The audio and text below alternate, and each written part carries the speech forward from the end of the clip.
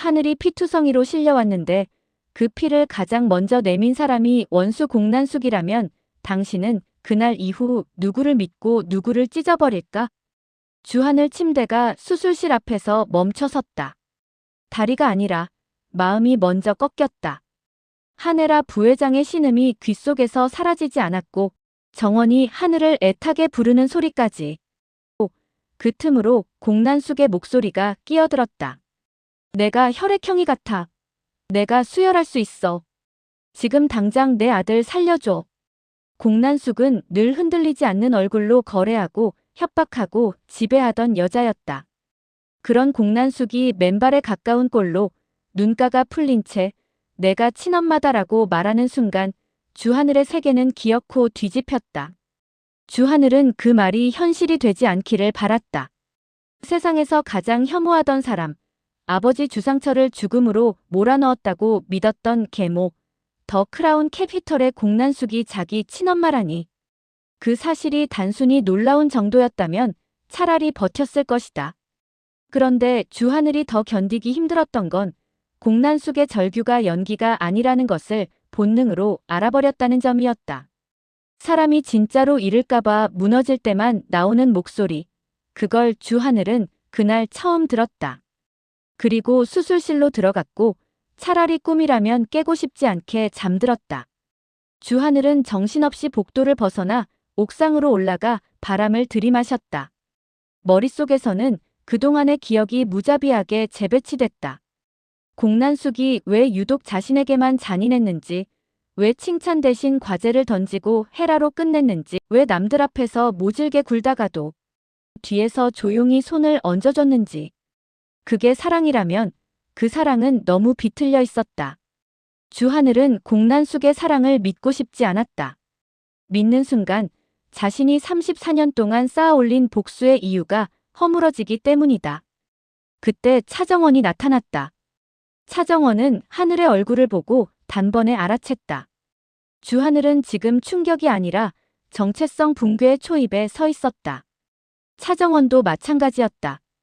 하네라에게 버려진 딸로 살아온 차정원은 진실이 늦게 올수록 더 잔인하다는 걸 경험으로 알고 있었다. 차정원은 조심스럽게 말했지만 숨기지 않았다. 하늘씨 들었죠? 그 말은 위로가 아니라 앞으로의 전쟁을 함께 하자는 확인이었다. 주하늘은 차정원을 보며 씁쓸하게 숨을 뱉었다. 정원 씨는 친엄마가 하네라인 걸 알면서도 그 집에 들어갔죠. 주하늘은 차정원이 건양가에 들어간 이유가 단순한 야망이 아니라 차기범의 억울함을 풀기 위한 생존과 복수의 선택이라는 걸 알고 있었다. 그래서 더 잔인했다. 주하늘은 자기에게도 이제 선택지가 없다는 걸 인정해야 했다.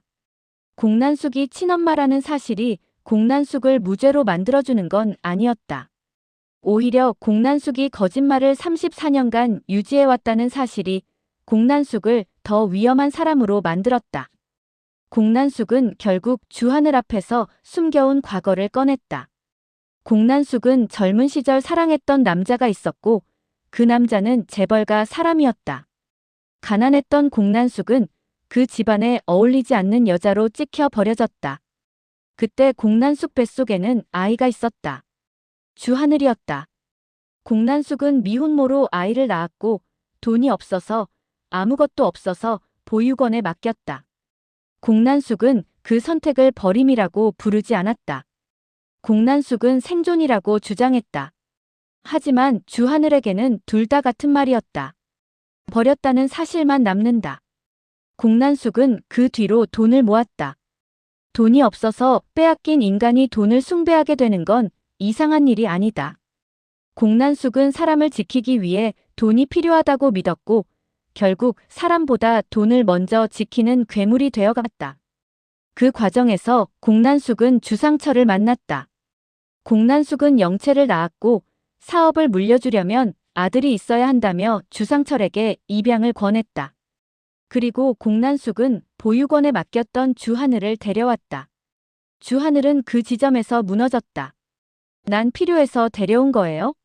그 질문은 비난이 아니라 자신이 살던 세계를 지탱하던 기둥이 썩어 있었다는 확인이었다. 공난숙은 그 질문을 피하지 못했다. 처음엔 그랬다. 공난숙은 고백했고 그 고백은 주하늘을 더 날카롭게 만들었다. 그럼 나한테도 영채한테도 다 연기였어요? 주하늘은 자기 목소리가 떨리는 걸 숨기려 이를 악물었다. 분노가 아니라 수치심이 올라왔다. 평생 이용당했다는 감각은 사람의 자존심을 가장 먼저 찢는다. 그런데 그날 밤 공난숙은 혼자 남아 처음으로 무너졌다.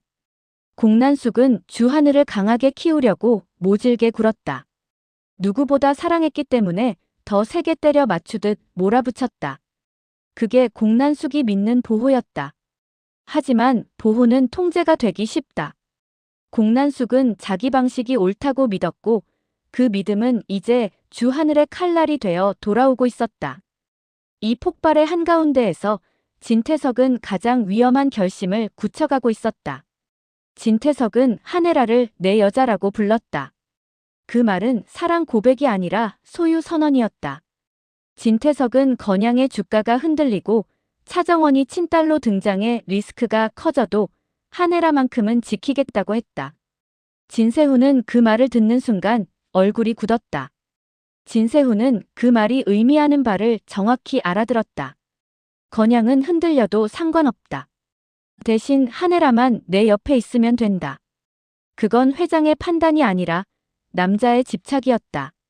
그리고 진세훈은 그 집착이 자신의 생모 조영란의 죽음과도 연결되어 있을지 모른다는 의심을 처음으로 품었다. 진세훈의 심장이 2번 찢어진 건 같은 날이었다.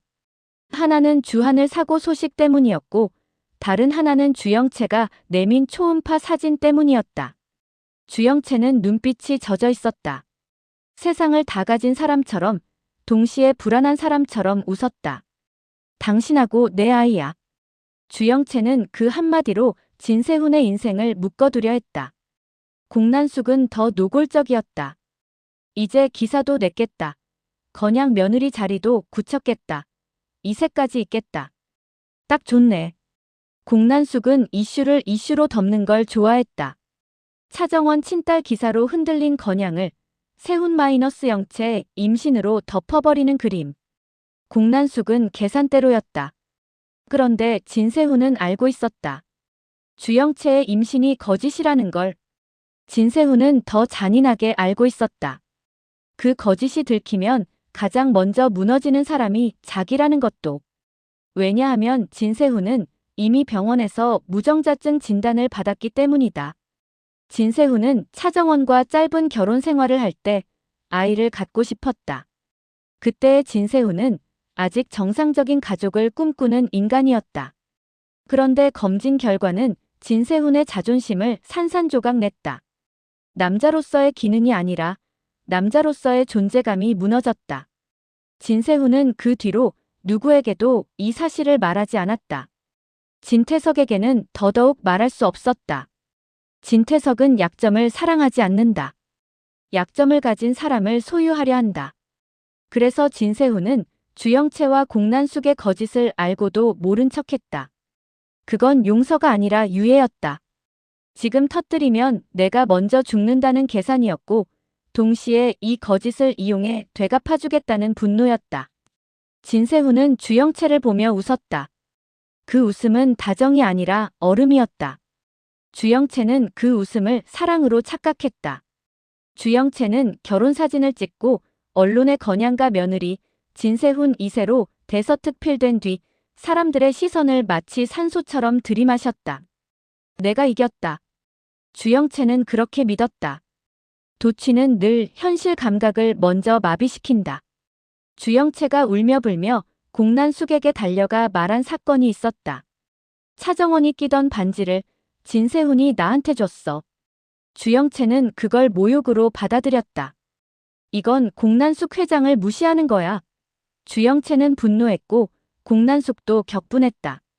아니, 우리 영채한테 어떻게 진서방은 차정원 그 계집애가 끼던 반지를 줄 수가 있어. 그 자리에서 진세훈은 무표정하게 말했다. 나 차정원이랑 살던 남자야. 그 말은 자랑이 아니었다. 진세훈은 일부러 주영채의 자존심을 찢었다. 거짓에 기대어 올라온 사람은 거짓으로 무너져야 한다고 믿었다. 진세훈은 반지로 경고를 던진 셈이었다. 너희가 만든 거짓 임신쇼, 내가 끝까지 안고 갈 거라고 착각하지 마라. 진세훈은 점점 진태석을 의심하기 시작했다. 진태석이 한혜라를 지키겠다는 집착, 공난숙이 이슈를 덮기 위해 움직이는 방식, 그리고 무엇보다 주하늘 사고의 냄새. 진세훈은 직감했다. 이건 우연이 아니다. 진세훈은 황 실장을 추궁하려 마음먹었다.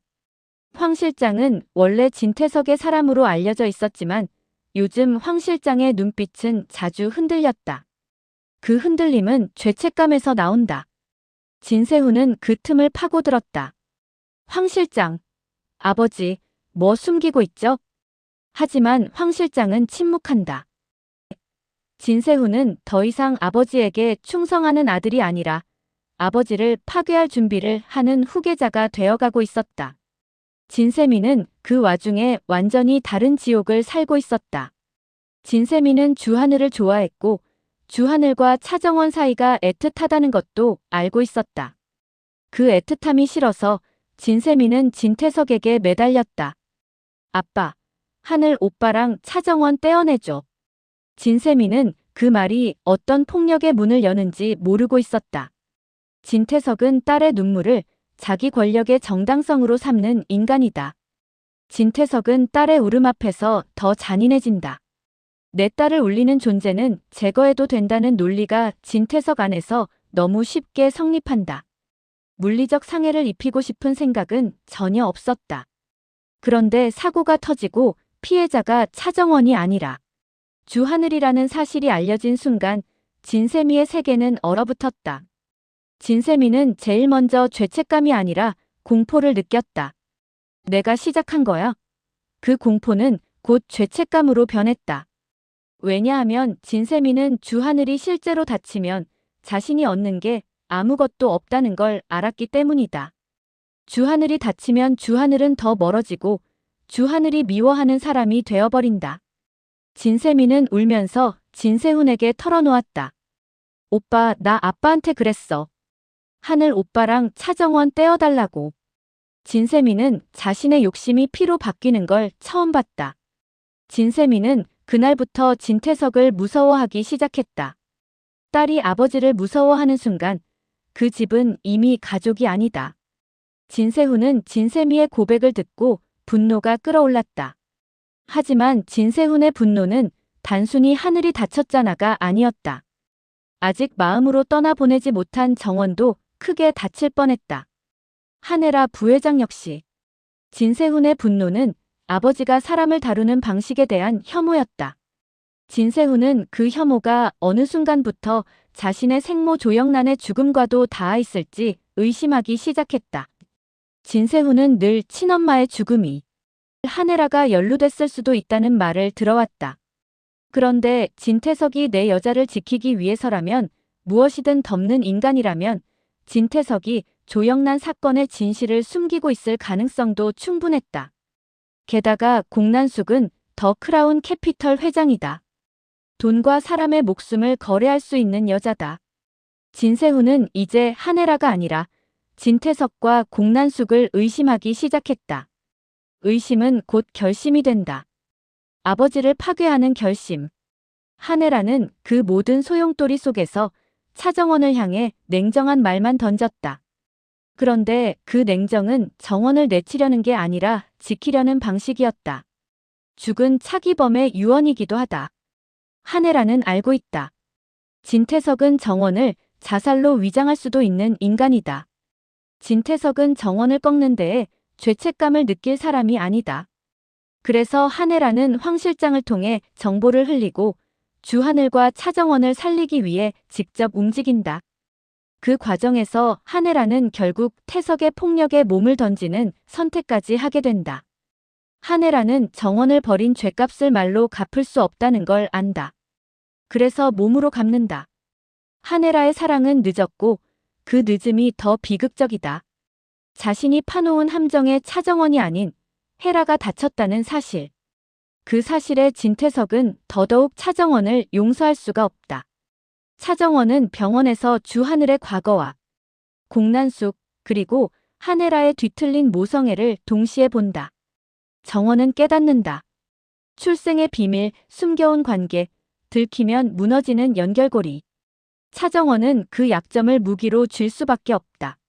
왜냐하면 차정원은 차기범의 억울함을 풀어야 하고 진태석을 무너뜨려야 하며 동시에 주하늘을 지켜야 하기 때문이다. 차정원은 결심한다. 더 이상 맞고만 있지 않겠다고. 그리고 그때 진세훈도 결심한다. 주영채의 거짓 임신쇼를 끝내겠다고. 진세훈은 공난숙과 주영채가 임신으로 건양을 덮으려 한 순간부터 그 둘에게 책임을 지게 할 방법을 준비해왔다. 진세훈은 무정자증이라는 자신의 비밀을 자기 파멸로 쓰지 않기로 한다. 대신 상대 파멸로 바꾸기로 한다. 진세훈은 주영채에게 다정하게 말한다. 병원 다시 가자. 이번엔 내가 같이 갈게. 주영채는 그 말을 사랑으로 믿고 눈물을 글썽인다. 그러나 진세훈의 속은 차갑게 정리돼 있다. 이번 병원은 공난숙이 돈으로 조작한 곳이 아니다. 이번 병원은 진짜 기록이 남는 곳이다. 진세훈은 주영채의 임신 거짓이 들통나는 순간 공난숙에게도 치명타가 되도록 설계를 바꾼다. 가짜 임신 사기는 며느리 한 명이 무너지는 사건이 아니라 건양과 더 크라운의 결탁까지 드러나는 금융 스캔들로 번질 수 있다. 진세훈은 그걸 원한다. 아버지 진태석을 흔들기 위해서. 주하늘은 더 잔인한 선택 앞에 서 있다. 친엄마 공난숙을 고발할지, 친엄마 공난숙을 이용할지, 아니면 친엄마 공난숙을 무너뜨리지 않고도 진태석을 치는 길을 만들지. 진세미는 밤마다 같은 악몽을 꾼다. 자신이 아버지에게 했던 부탁이 피가 되어 돌아오는 꿈. 진세미는 주하늘에게 다가가 사과하고 싶지만 사과하는 순간 모든 게 들통날까봐 두렵다. 그리고 자신이 사랑하는 엄마도 크게 다쳤다. 배달은 언니지만 차정원은 엄마의 친딸이다. 내가 사랑하는 엄마와 주하늘도 사랑하는 차정원을 구하려다 다쳤다. 진세미는 처음으로 깨닫는다. 아버지의 사랑은 보호가 아니라 통제였고 그 통제가 자신을 괴물로 만들 뻔했다는 사실을. 진세훈은 드디어 아버지의 문 앞에서 멈춰선다. 진세훈은 진태석에게 묻는다. 아버지, 주하늘 사고 진짜 우연입니까? 진태석은 눈 하나 깜짝하지 않고 웃는다. 설마 내가 헤라까지 다치게 할 수 있는 사고를 고의적으로. 그 웃음은 부정이 아니라 확신이다. 진태석은 아직도 자신이 판을 쥐고 있다고 믿는다. 그러나 진태석이 모르는 게 있다. 진세훈의 칼끝이 이제 주영채가 아니라 공난숙이 아니라 진태석 자신에게 향하고 있다는 사실이다. 그리고 마지막으로 차정원은 주하늘에게 한 장의 서류를 내민다. 그 서류에는 RH-와 혈액 정보만 적혀 있는 게 아니다. 공난숙이 숨겨온 과거 남자의 이름, 그리고 그 남자가 건양과 연결될 가능성을 암시하는 흔적이 적혀 있다. 주하늘의 손이 멈춘다. 내 친부가 건양 사람이면? 이 질문은 단순한 충격이 아니다. 앞으로 터질 폭탄의 예고다. 피로 이어진 엄마를 지킬 것인가? 피보다 더 지독한 진실을 선택할 것인가? 주하늘이 다음에 꺼낼 단어는 엄마일까? 아니면 고발일까?